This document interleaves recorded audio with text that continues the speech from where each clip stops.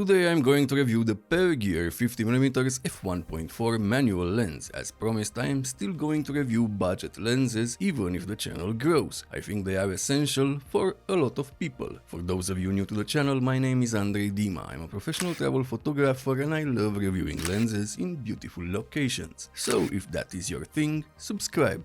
The Pergear 50mm f1.4 is well built, metal body, metal mount, no electronic contacts, so you won't get EXIF data or focus confirmation if you use this on a Nikon camera. The design of the lens is nice, diamond shapes make this lens stand out. The markings are a mix of painted and engraved. The branding is not big, that is a plus for me, but it is placed in a weird location.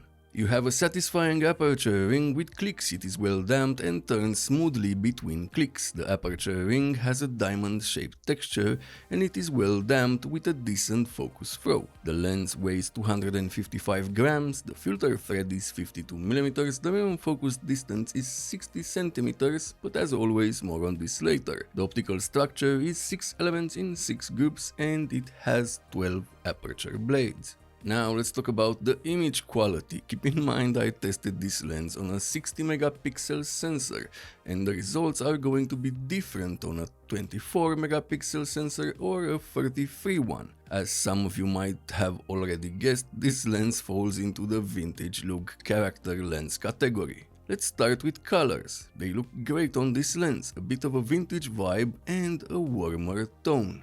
The image quality at f1.4 has a decent amount of details in the center of the frame and mid-frame, but the contrast is low. The corners are soft and a bit dark from vignetting. Stopping down to f2 improves the center sharpness and contrast just a bit. The corners are the same. Stopping down to f2.8 makes the center contrast and sharpness great, and now the corners are a bit brighter and have a bit more contrast and details. Stopping down to f4 makes the image almost sharp from corner to corner, and at f5.6 there is slightly more contrast, a typical performance for a budget lens like this. Now let's talk about chromatic aberrations. At f1.4, purple fringing is pretty visible. It gradually goes away until f5.6 when it is no longer visible. The same with Loca, longitudinal chromatic aberrations. They are visible wide open and go away at f5.6. The minimum focus distance is 60 cm, not very good. At f1.4 the image is soft, you need to stop down to f2.8 to get good results. And finally flares. Yes, you get flares and glare with this lens wide open. A lens hood should help in some conditions. The effect you get looks like a sun flare. If you stop down, they are reduced.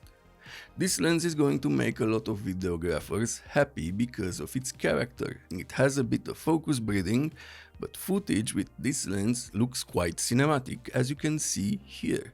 Overall, for the money, it is an interesting lens. I cannot recommend it to everyone, but those that are looking for a lens with character, well built, with a very nice aperture ring and inexpensive, should check out the Pergear 50mm f1.4. On a 24 megapixel sensor it is going to perform better and it is quite a nice lens to use for video. If this video was helpful, subscribe, like and use the links in the description to support the channel at no extra cost to you. Thank you for watching, see you next time.